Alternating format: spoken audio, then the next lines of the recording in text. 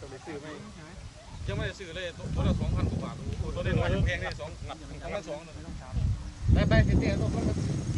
กลางเลยนะแล้วก็ไปกลางแบกความกันนี่ไปเดี๋ยวกลางเครื่องพูดถึงหมดแล้ว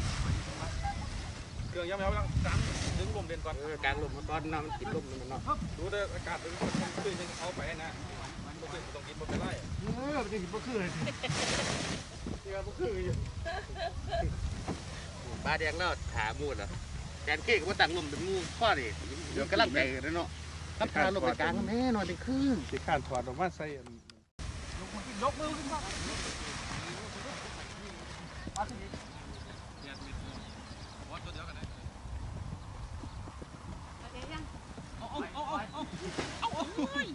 ดิ้นกันเนี่ยล้มหิ้วอยู่อย่างเดียวโอ้เป็นยังไงล่ะมันจะเป็นไรเดี๋ยวนี้นะ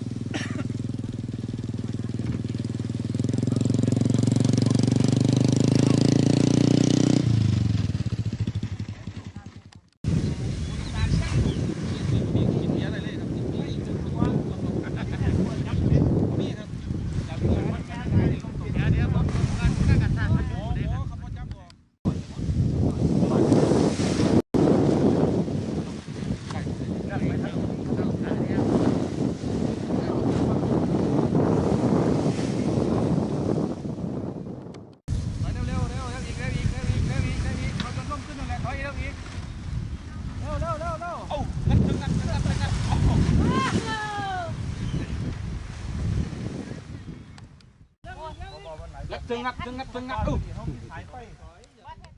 หาลม3 เหลี่ยม2 ตัวยังอยู่เนาะมันหนักเนี่ยแต่ว่ายังลมบินเองมันต่ำเนี่ยนั่นบินสูงมันใครอยู่เนี่ยโอ้ยยอดปลาแดงเลยมันติดท่าเอาดาติดคือว่าจิ้มมาผมมันก็ติ๊กมาให้อยู่ฮะจิ๊บพี่แม่นครับเสียเราเลยคิดว่าพายุเขาสมองปีที่แม่เขาจะบินตรงนี้เขาจะบินย้ายที่ก่อนครับ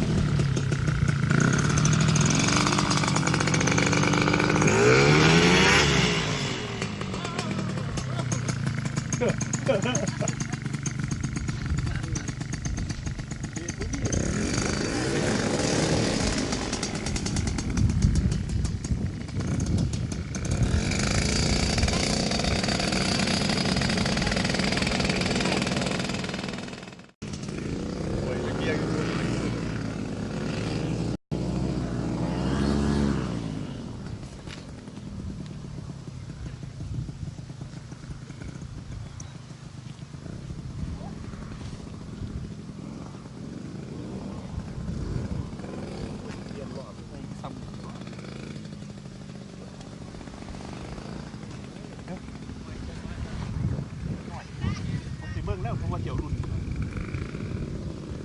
แม่เขากัน50 บาทเนาะ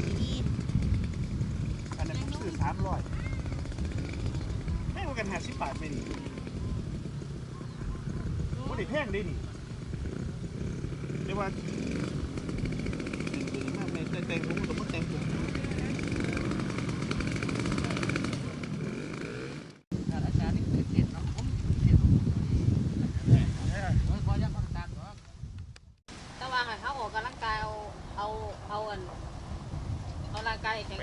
วิ่งไปเลี้ยงร้านเดี๋ยวตัวเนาะน้ำวิ่งไปอีกไปเจอต้นไม้ก็หลบไปอีกสุดสนามเลยเอาให้สุดสนามนั่นแหละเอาคุมให้อยู่นั่นก็จะกองเลยสีลม เอาไม้เก็บล่มแล้วไปตั้งไม้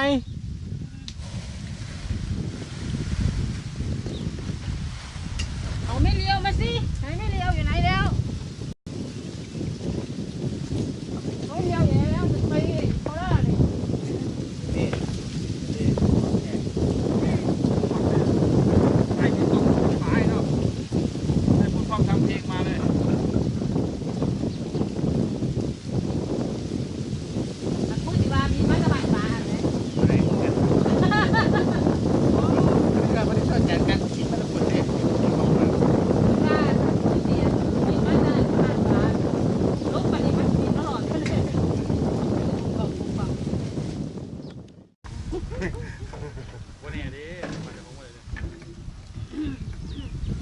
โอ้ถุงเท้าคือผมเลยไม่ได้ซัก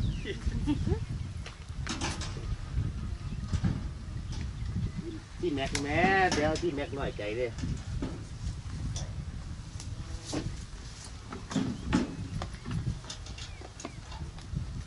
เอานักเรียนพร้อมดึงโอ้ นักบินใหม่นะครับนี่นักบินใหม่เอาพอเราดึงเลย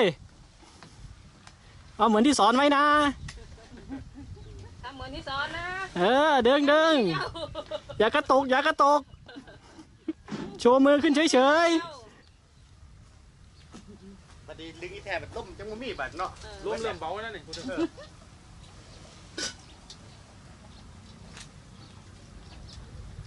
เริ่มนิ่มแล้วครับลม